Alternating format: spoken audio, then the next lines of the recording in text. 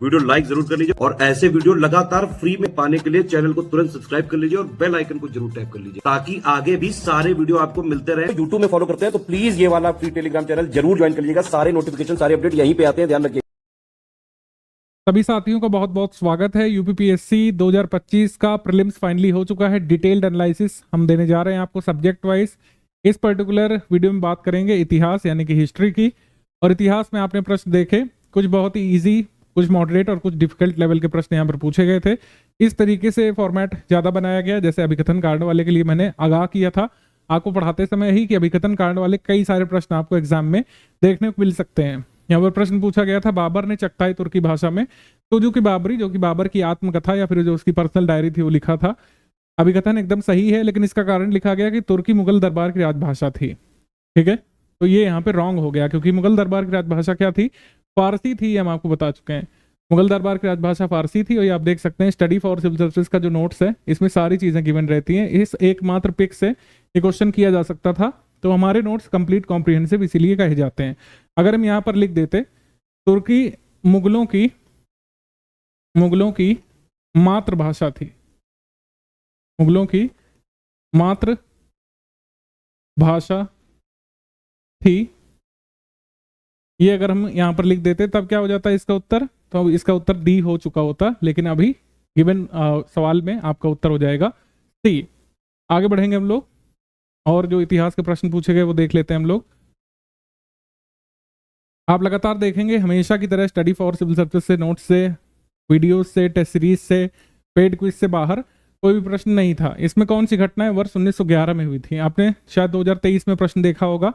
कौन सी घटनाएं 1921 की नहीं है या 1921 की है, इस तरीके से प्रश्न पूछा गया था। फिर से पूछा गया कौन कौन सी घटना 1911 में हुई।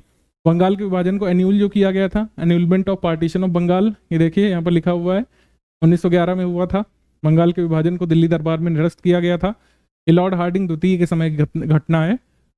और दिल्ली मतलब ये राजधानी का कलकत्ता से दिल्ली परिवर्तन किया गया था, ये भी घटना है। लेकिन कांग्रेस और मुस्लिम लीग पैक्ट कब हुआ था? इसे हम लोग कह सकते हैं ये लखनऊ पैक्ट जो है ये कब हुआ था? लखनऊ सेशन कांग्रेस का 1916, कांग्रेस मुस्लिम लीग पैक्ट या फिर लखनऊ समझौते के रूप में जाना जाता है। ओके, तो ये प्रश्न था। और प्रश्न आप देखें क्रोनोलॉजी वाले सवाल, इसमें आपको अच्छे से पता होना चाहिए था। जो हमने हिस्ट्री का रिवीजन कराया था, इसी बोर्ड के सामने मैंने आपको बताया था कि क्रोनोलॉजी यहाँ पर ध्यान रखना बहुत जरूरी है। नॉन कोऑपरेशन खिलाफत में, सिविल डिसोबीडियंस मूवमेंट से पहले और बाद के घटनाक्रम, भारत छोड़ो आंदोलन से पहले बाद के घटनाक्रम, ये आपको अच्छे से देखना जरूरी है आगे के एग्जाम के लिए। भारत छोड़ो से पहले और भारत छोड़ो के बाद की अंडरस्टैंडिंग अच्छे से रखिएगा। पूना पैक्ट कब हुआ था? गांधी अरविंद समझौता के बाद हुआ कि पहले हुआ? कांग्रेस के सारे लीडर्स जेल में थे। फर्स्ट राउंड टेबल में कोई भी कांग्रेसी नहीं गया था। सेकेंड राउंड टेबल में कई सारे पार्टीज के कहने पर मनाया गया था। गांधी जी कांग्रेस के रिप्रेजेंटेटिव के तौर पर शामिल हुए थे, आपको पता होना चाहिए। ठीक है, तो सबसे पहले कौन सा घटनाक्रम इसमें हुआ था? गांधी अरविंद पैक्ट हुआ था, जिसको दिल्ली समझौता भी कहा जाता है। गांधी अरविंद पैक्ट पहले हुआ, जिसको दिल्ली समझौता कहा जाता है। फिर जो है सेकेंड राउंड टेबल में गांधी जी पार्टिसिपेट करने गए, तब तक के लिए सविनय अवज्ञा को टेम्परेरी तौर पर स्थगित किया गया था। जब Gandhi ji second round table में गए थे तो सिविल डिसोबीडियंस मूवमेंट चल रहा था, खत्म नहीं हुआ था, उसको टेम्परेरी तौर पर दबा दिया गया था। ठीक है, इसके बाद पूना पैक्ट होता है, क्योंकि रामसे मैकडोनल्ड ने कम्युनल अवार्ड की घोषणा कर दी थी। कम्युनल अवार्ड यहाँ पे गिवन नहीं है, लेकिन बीच का इवेंट कई बार स्किप कर देते हैं। ठीक है, फिर जो है पूना समझौता होता है, इसको गांधी अंबेडकर पैक्ट भी बोलते हैं। इससे पहले गांधी जी ने अनशन रख दिया था यरवड़ा प्रिजन में, आपको पता होना चाहिए। ठीक है, और फिर अंत में फाइनली जो है सविनय अवज्ञा आंदोलन ये कब खत्म होता है? सविनय अवज्ञा 1934 में जाकर खत्म होता है, अप्रैल मंथ में, हमेशा के लिए, ये पता होना चाहिए। ठीक है, तो इतनी अंडरस्टैंडिंग सिर्फ study for civil services institute आपको देता है।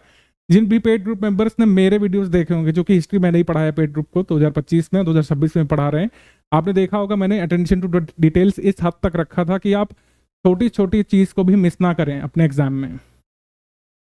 आगे बढ़ेंगे हम लोग। इतिहास के और प्रश्न जो पूछे गए, इसमें आप देखेंगे ये हमने आपको बताया था सूफी और भक्ति मूवमेंट से कुछ ना कुछ हमेशा ही पूछा जाता है। इस बार फैक्चुअल सवाल आया, सूफी से मैं एक्सपेक्ट कर रहा था लेकिन ऐसा नहीं आया। तो ओवरऑल जो भक्ति सूफी आंदोलन से मिला करके पूछा गया, कौन किसका गुरु या किस शिष्य था? तो आप देखेंगे कबीर स्वामी रामानंद के शिष्य थे, मर्दाना ये गुरु नानक देव के शिष्य थे, सूरदास वल्लभाचार्य जी के शिष्य थे, और अमीर खुसरो जो है निजामुद्दीन औलिया के शिष्य थे। ये सब यहाँ पे देखिए डिटेल्स गिवन है। छोटे छोटे बॉक्सेस में काफ़ी सारी डिटेल, काफ़ी माइन्यूट डिटेल्स हमने कवर करी अपने मटेरियल में, हमने वीडियोस में पढ़ाया आपको, हमने आपको बहुत अच्छे से पढ़ाया था। पेड ग्रुप मेंबर्स वाले जानते होंगे कि एंग्लो अफगान वॉर कितना जरूरी है, एंग्लो सिख वॉर कितना जरूरी है ना, इनका इवेंट कैसे कैसे जरूरी है। बहुत ज़्यादा डिटेल में तो नहीं पूछा गया, लेकिन उनकी डेट्स पूछी गई थी। First Anglo Afghan war, second Anglo Afghan war, Anglo Sikh war, Anglo French war, ये सब पूछा गया। ठीक है, आगे बढ़ते हैं हम लोग। आगे इतिहास के प्रश्न देखते हैं इस क्वेश्चन पेपर में। आप कोई भी जो है चैप्टर ले लीजिए, स्टडी फॉर सिविल सर्विस के नोट से बाहर नहीं था, सारे हमने प्रूफ वगैरह यहाँ पे लगा दिए हैं फ्री वाले टेलीग्राम में, आप देख लीजिएगा।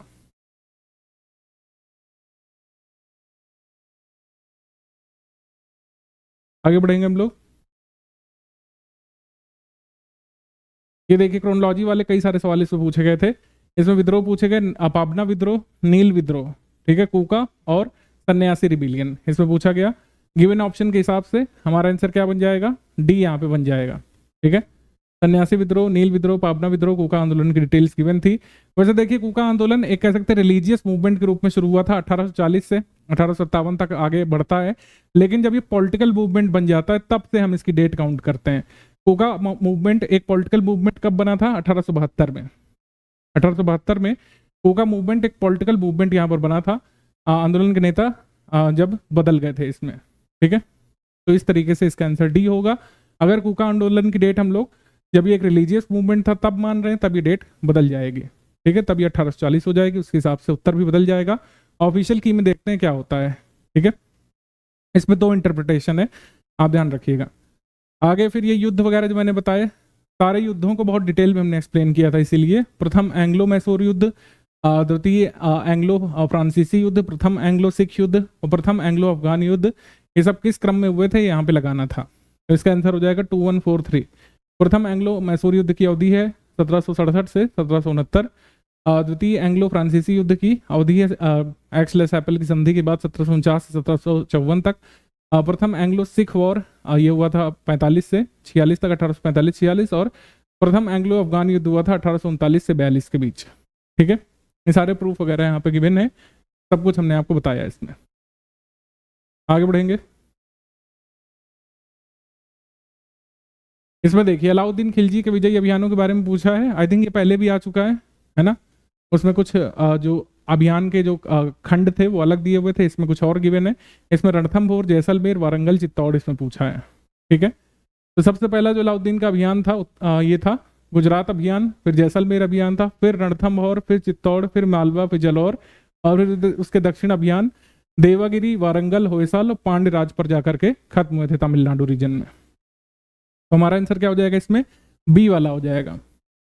हमारा उत्तर क्या बनेगा इसमें, बी। मेरे सेट में गिवन उत्तर है यहाँ पे बी। आगे बढ़ेंगे हम लोग, यहां से आगे बढ़ेंगे हम लोग। ये पॉलिटी के कुछ क्वेश्चंस हैं बीच में, आप सारे के सारे प्रूफ देखिएगा जरूर एक बार। कई सारे लोग जो ट्रस्ट नहीं करते हैं या फिर सार भल इग्नोर करते हैं स्टडी फॉर सिविल सर्विस के मटेरियल को, हमारे करंट अफेयर के वीडियोस को आप खुद देखिए। ऑपरेशन ब्रह्मा है, अभी करंट अफेयर का एनालिसिस मैं करूंगा। हमने यहाँ पे हाईलाइट करके आपको दिया था कि देश का नाम पूछेंगे, ऑपरेशन ब्रह्मा किसके लिए, किस कंट्री के लिए भेजा गया था, तो उत्तर म्यांमार है। इतिहास के और प्रश्न देखेंगे हम लोग।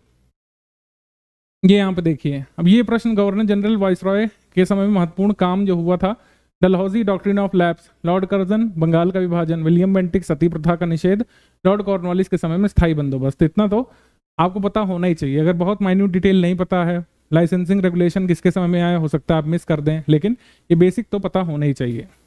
आगे बढ़ेंगे। ये यहाँ पे देखिए, ये भी जो है आया है। इसमें क्रिप्स मिशन, कैबिनेट मिशन में तो कोई दिक्कत नहीं होनी चाहिए। क्रिप्स मिशन ये भारत छोड़ो से पहले का है। क्रिप्स मिशन 1942 मार्च का है, जबकि कैबिनेट मिशन जो है 1946 का है। तो ये 1 के बाद 2 आखिरी में आना चाहिए। अगर ऐसे भी आप इसमें करना चाहते तो कर सकते थे, 1 के बाद 2 यहाँ पे इस तरीके से आना चाहिए आखिर में। वेवल प्लान और शिमला सम्मेलन बहुत ही क्लोज इवेंट्स हैं। वेवल प्लान जो है ये जून का है 1945 का। जून 1945 में वेवल ने ये वार्ता की थी मुस्लिम लीग कांग्रेस के साथ मिल करके, और शिमला सम्मेलन फाइनली हुआ था जुलाई में, जुलाई 1945 में। तो इस तरीके से जो है ये हुआ था। बहुत क्लोज इवेंट्स भी कई बार एग्जाम में पूछ लिए जाते हैं, ये आपको पता होने चाहिए। शिमला सम्मेलन ये फाइनली हो पाया था जुलाई मंथ में 1945 में। यहाँ पर ईयर सेम लिखे हुए हैं, लेकिन आपको यहाँ पर डेट देखिए लिखी हुई है। शिमला सम्मेलन कब हुआ था, वेवल प्लान कब आया था। मतलब ये जून में शुरू हुआ था, शिमला कॉन्फ्रेंस जुलाई तक चला था, ये आप मान सकते हैं। ठीक है, आगे बढ़ते हैं हम लोग।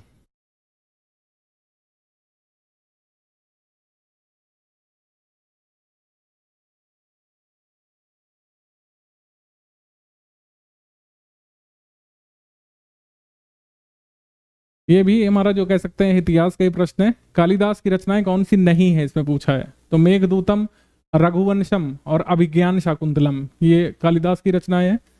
अभिज्ञान शाकुंतलम जरूर याद रखिएगा आगे के लिए। अभिज्ञान शाकुंतलम,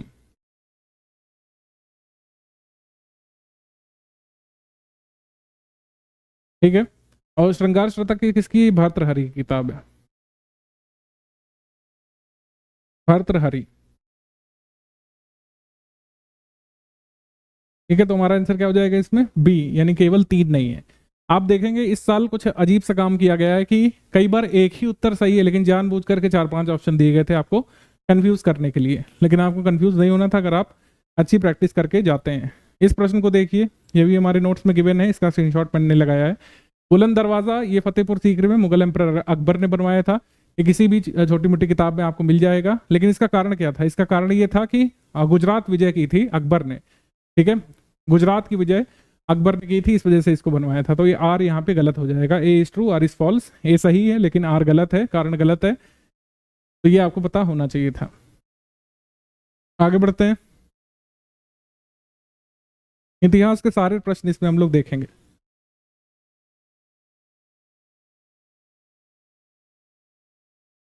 ये देखिए कौन सा मकबरा जो है किसका कहाँ पे स्थित है, इसका तो पूरा देखिए टेबल ही हमने दे दिया था। शाहजहां का मकबरा अकबर आगरा में, शेर शाह का सासाराम में बिहार में, हुमायूं का दिल्ली में, बाबर का काबुल अफगानिस्तान में, अकबर का सिकंदरा में आगरा के पास, और जहांगीर का लाहौर में, औरंगजेब का दौलताबाद में। ये आपको पता होना चाहिए था। आगे बढ़ेंगे हम लोग। इतिहास में अगर आप सही नहीं कर पा रहे हैं, आप एक बार स्टडी फॉर सिविल सर्विस से पढ़ करके देखिए। 2026 बैच में एकदम शुरुआत से हम तैयारी कराते हैं। पहले बेसिक एनसीईआरटी शुरुआत करते हुए आप आगे पढ़ते जाते हैं, आगे बढ़ते जाते हैं और चीज़ें सीखते जाते हैं। बहुत सारी चीज़ों की प्रैक्टिस भी होती है। अब ये PYQ है वैसे तो 2021 का प्रीलिम्स अगर किसी ने दिया होगा, RO का 5, मुझे तो डेट भी याद है, 5 दिसंबर 2021 ये सेम सवाल आया था RO के प्रीलिम्स में कि प्रथम कर्नाटक युद्ध एक्स/एप्पल की संधि समाप्त हुआ था, मद्रास अंग्रेजों को वापस कर दिया गया था। तो एक और दो दोनों सही है इसमें। इसका पूरा बकायदा डायग्राम सहित हमने एक्सप्लेन किया था अपने पेड ग्रुप मेंबर्स को, आपको ये बात पता होनी चाहिए। आगे बढ़ेंगे हम लोग।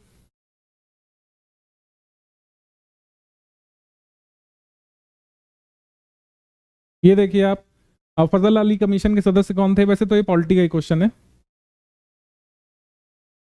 आगे स्कीम्स है, फिर जो ये भी आप कह सकते हैं इतिहास का ही प्रश्न है। मिडिवल हिस्ट्री का नानक, चैतन्य महाप्रभु, नामदेव, कबीर, इसके भी पिक वगैरह हमारे पास बनी हुई है। ये कौन से विचारक किस समय के थे, उनका जन्म और उनकी मृत्यु कब हुई। ठीक है, यहाँ पर नानक का जन्म हुआ था 1469 में, मृत्यु 1539 की। चैतन्य महाप्रभु जन्म में 1486 में, इनकी मृत्यु 1534 में। नामदेव सबसे पहले के 1270 में जन्मे, 1350 में इनकी मृत्यु हुई। और कबीर 1440 में जन्मे, 1518 में इनकी मृत्यु हुई। गिवन ऑप्शन के हिसाब से मेरा उत्तर हो जाएगा यहाँ पे 3। पहले नामदेव, फिर कबीर, फिर नानक, फिर चैतन्य महाप्रभु। ठीक है, आगे बढ़ेंगे हम लोग। ये देखिए ये कुछ 3 युद्ध ये हुमायूं से संबंधित है और एक बैटल ऑफ सामूगढ़ है। ये बैटल ऑफ सामूगढ़ है और 3 युद्ध जो है हुमायूं से संबंधित है। तो बैटल ऑफ चौसा, ये चौसा का युद्ध हुआ था 1539 में शेरशाह और जो है हुमायूं की सेना के बीच। बैटल ऑफ कन्नौज या फिर बैटल ऑफ बिलग्राम इसको कहा जाता है, निर्णायक युद्ध साबित हुआ। इस युद्ध में हारने के बाद हुमायूं को है भाग करके सफाविद शाह के शासन में जाना पड़ा, शरण लेनी पड़ी, अपने बीवी बच्चों को यहाँ पर छोड़ करके वो ईरान चला गया था 15 वर्ष के लिए। ठीक है, ये दौराहा का युद्ध, ये इसका कैंपेन था अफगानों के खिलाफ, अफगान संघ के खिलाफ दौरा, ये दौरैया का युद्ध 1532 में। बैटल ऑफ सामूगढ़ बाद का है 1658 का। तो 2413 हमारा यहाँ पे सही उत्तर हो जाएगा। आगे बढ़ा जाएगा।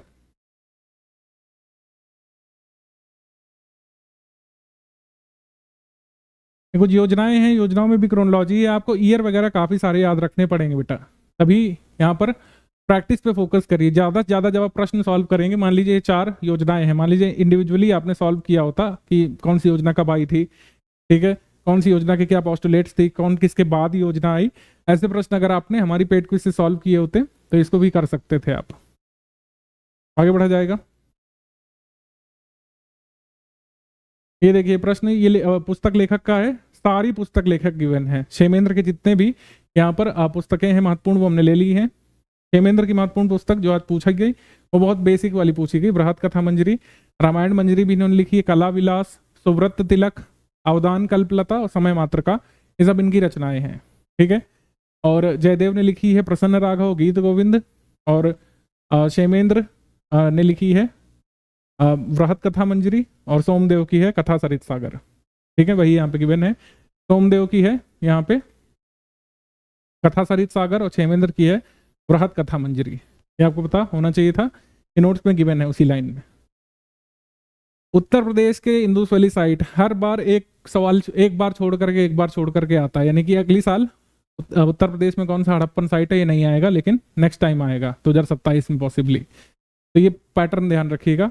उत्तर प्रदेश के हड़प्पन साइट कौन कौन से हैं भाई? ये हुलास, मांडी है मुजफ्फरनगर डिस्ट्रिक्ट में, ठीक है, ये ध्यान रखिएगा। राखी गढ़ी ये तो हरियाणा का स्थल था। आगे बढ़ेंगे हम लोग। नीचे इतिहास के कई सारे प्रश्न हैं।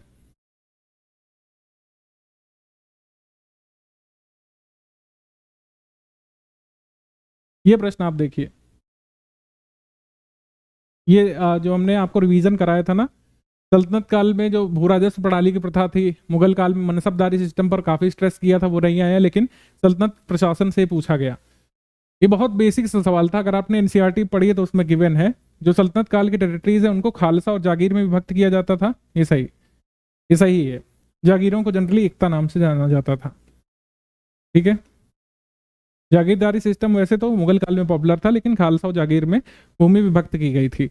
जागीर comprise the land under the control of state, जागीरों में राज्य के नियंत्रण में आने वाली भूमि शामिल होती थी। बिल्कुल गलत प्रश्न है, क्योंकि राज्य के नियंत्रण में जो भूमि होती थी, आरओ प्रीलिम्स में भी आ चुका है, उसको खालसा बोलते हैं भाई। राज्य के नियंत्रण में जो भूमि होती है उसको खालसा या फिर खालिसा भूमि बोलते हैं। यहाँ पे खालसा की बहन है। तो खालिसा भूमि जो है राज्य के नियंत्रण में, स्टेट कंट्रोल में होती है, स्टेट के ऑफिसर्स उसको रेगुलेट करते हैं, ना कि कोई इक्तादार या जागीरदार। ठीक है, और आगे प्रश्न देखेंगे हम लोग।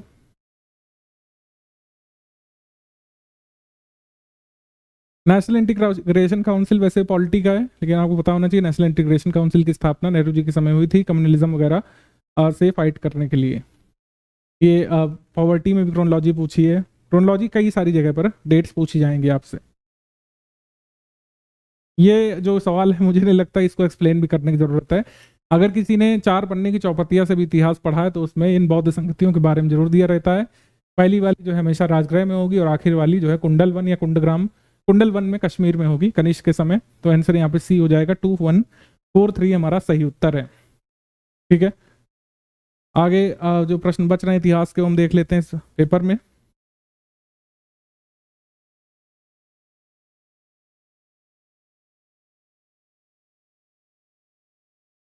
ये जो प्रश्न है, 1816 की संधि के तहत ब्रिटिश ईस्ट इंडिया कंपनी ने नेपाल से कौन कौन सी टेरिटरीज प्राप्त कर ली थी? तो इन्होंने जो है शिमला, रानीखेत, नैनीताल, इन सबको प्राप्त कर लिया था, और काठमांडू में अपना रेजिडेंट बैठा दिया था। शिमला, रानीखेत, नैनीताल और भी कुछ जगहें प्राप्त की थी, कह सकते हैं जो बेसिकली हिल स्टेशन या टूरिज्म स्पॉट थे, लैंसडाउन वगैरह, ये सब पहले नेपाल कंट्रोल में था, इसको प्राप्त कर लिया था। कुमाऊं गढ़वाल रीजन के बहुत सारे हिस्से ट्रीटी ऑफ सुगौली में ब्रिटिश ईस्ट इंडिया कंपनी ने प्राप्त किए थे नेपाल से। हमारा आंसर इसमें सही हो जाएगा सी, 234 यहाँ पे सही है, 234 यही इसका सही उत्तर है, कोई कंफ्यूजन नहीं रखिएगा। काठमांडू को नहीं प्राप्त किया था, वहां पर आपने ब्रिटिश रेजिडेंट को रख दिया था। आगे बढ़ा जाएगा।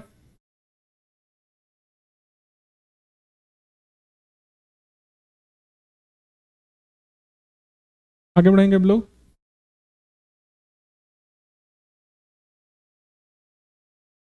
ये देखिए इसमें शासक कौन से राजवंश से बिलोंग करते हैं वो यहाँ पे गिवन है, सब कुछ इसमें गिवन था। महेंद्र वर्मन प्रथम जो है पल्लव वंश के शासक है, ये पल्लव शासक है। राष्ट्रकूट अमोघ वर्ष ये राष्ट्रकूट शासक है। राजराज प्रथम इचोल शासक है। कंडुगोन ये पांड्य शासक हैं। इसे मिलाने को बीपीएससी ने भी एक ऐसा सिमिलर तरीके का प्रश्न पूछा था। आपीको आंदोलन से कौन संबंधित है, तो वैसे तो इन्वायरमेंट का प्रश्न है। इसके बाद हम आ जाते हैं नीचे।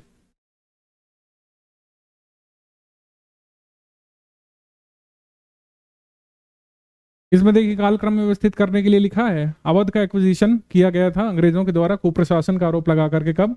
1856 में, 1856। उसके बाद जो है अल्बर्ट विल विवाद कब हुआ था?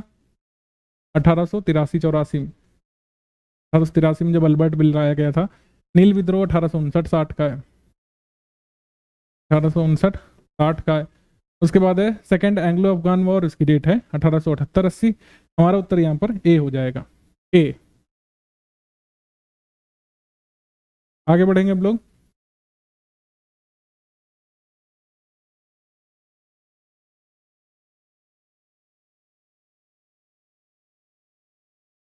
ज्योग्राफी हो गया, पॉलिटी हो गया, सभी प्रश्न स्टडी फॉर सिविल सर्विस से है। इस पर्टिकुलर वीडियो में मैं खाली इतिहास पर फोकस कर रहा हूँ।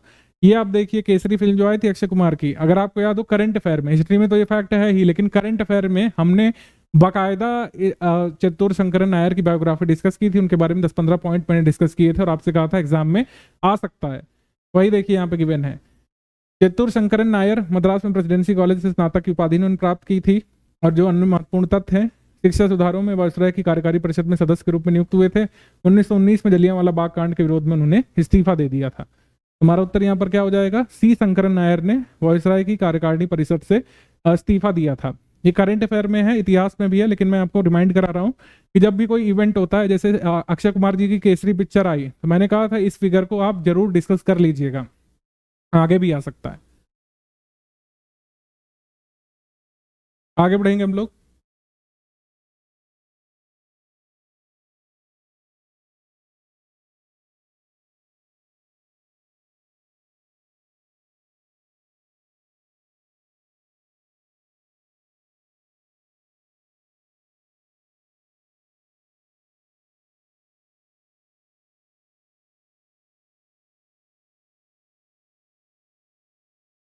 ये आप देखिए, ये 149 नंबर प्रश्न, जो लोग पेड ग्रुप के मेंबर्स हैं, हमने पूरी एक पिक बनाई थी और आपको एक चार्ट बना करके दिया था कि जो पेशवाशिप है, क्रोनोलॉजी कभी मराठा एम्पायर में नहीं पूछी जाती। आपने एक चीज नोटिस की होगी कि मराठा एम्पायर में जनरली नहीं पूछते हैं कि शिवाजी के बाद के सक्सेसर्स कौन थे, पेशवाशिप में पूछते हैं। पेशवाशिप में शुरुआत यहाँ पर किससे होती है? बालाजी विश्वनाथ भट्ट से शुरुआत होती है पेशवाशिप की, फिर बाजीराव प्रथम इनके सक्सेसर हैं, फिर बालाजी बाजीराव, फिर माधवराव फर्स्ट या फिर माधवराव इनको बोलते हैं। तो यहाँ पे सही है।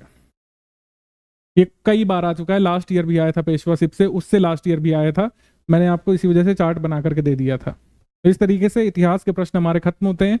और अब हम करंट अफेयर का भी एनालिसिस करेंगे हमारे चैनल पर, आप उसको देखिएगा। स्टडी फॉर सिविल सर्विस का पेड बैच चल रहा है 2026 के लिए, इसमें हम शुरुआत से तैयारी कराएंगे। पूरा एक वर्ष आप तैयारी कर सकते हैं और अपना फाइनल सिलेक्शन सुनिश्चित कर सकते हैं।